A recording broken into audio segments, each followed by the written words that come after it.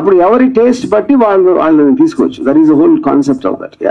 ఇది వరకు ఆర్జీవి చాలా కొన్ని బయోపిక్స్ అలాంటివి తీశారు కదా, ఇప్పుడు అలాంటి బయోపిక్స్ తీయాలంటే మళ్ళీ రివర్స్ ఏమైనా తీయగలుగుతారు అంటే? మీరు గతంలో చూస్తుంటే పవన్ కళ్యాణ్ లేదా ఇటు చంద్రబాబు ఆ క్యారెక్టర్స్ తీసుకొని చేసింది, బట్ ఇప్పుడు ఏంటంటే వాళ్ళు ఏపీలో క్రియాశీలకంగా ఉన్నారు, ఒక AP CM, AP deputy CM. So ఇప్పుడు అలాంటి క్యారెక్టర్స్ మీరు చెయ్యాలంటే ఎలా చేస్తారు? ఈ రెండు క్యారెక్టర్స్ ని అలాంటి క్యారెక్టర్ చేస్తాం కదా, మళ్ళీ ఇంకా ఎలా చేస్తామంటే అప్పుడు చేశారు. ఇప్పుడు ఒకవేళ చెయ్యాలి అంటే వాళ్ళని దృష్టిలో పెట్టుకొని చెయ్యాలి అనుకుంటే వాళ్ళని దృష్టిలో పెట్టుకొని ఇప్పుడు బేసిక్ గా అడుగుతారు అనుకున్నా, ఆ రూట్ వచ్చేది మీరు. ఇక బేసిక్ గా ఇప్పుడు first of all Lakshmi's NTR తీసినప్పుడు కూడా రూలింగ్ పార్టీ గవర్నమెంట్ లో ఉన్నప్పుడు తీశారు. సో దానికి ఏం ఫరక్ పడదు. But having said that definitely నేను ఇంతకు ముందు అనౌన్స్ చేశాను, ఇంకా పొలిటికల్ సినిమాలు జోలికి వెళ్ళాం. అంటే మీ నుంచి ఇప్పుడు కేవలం ఇలాంటి సినిమాలైనా, ఒకప్పుడు ఆర్జీవి అంటే బాలీవుడ్ లో ఒక పాపులర్ అయిన డైరెక్టర్ ప్రతి ఒక్కరికి కదా, అంటే ఇలాంటి సినిమాలు అంటే ఏంటి అంటే ఇప్పుడు ఇప్పుడు ఈ జనరల్ క్వశ్చన్స్ వేరే ఇంటర్వ్యూ మాట్లాడదాం. ఇది I want to talk about your film. ఇక్కడ మాట్లాడటం చాలా టైం ఉంది మనకి. ఆర్జీవి ప్రిన్సిపల్ గారికి చాలా మంది శిష్యులను తయారు చేయబోతున్నారు అనేది తెలిసిపోయింది. అయితే ఈ గతంలో మిమ్మల్ని నమ్ముకున్న వాళ్ళు బాగుపడ్డారు, మిమ్మల్ని నమ్ముకున్న వాళ్ళు కొంత పోయారు.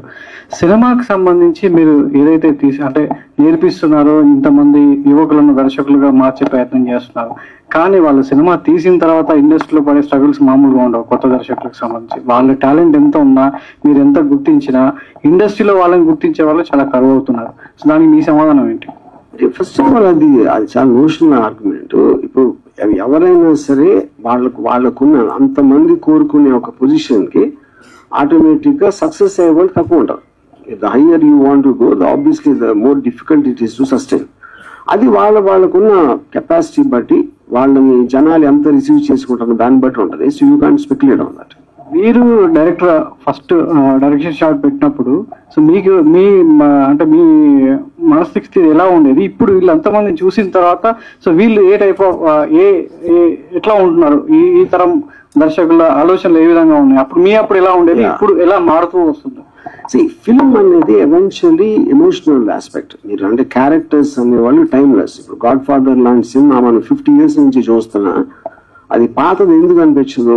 Because the characters look as real as ever. ఇంకా హ్యూమన్ బీయింగ్స్ ఎమోషన్స్ అనేది మారదు. మీ క్యాప్చర్ చేసే టెక్నాలజీ మారుతుంది, యూనో.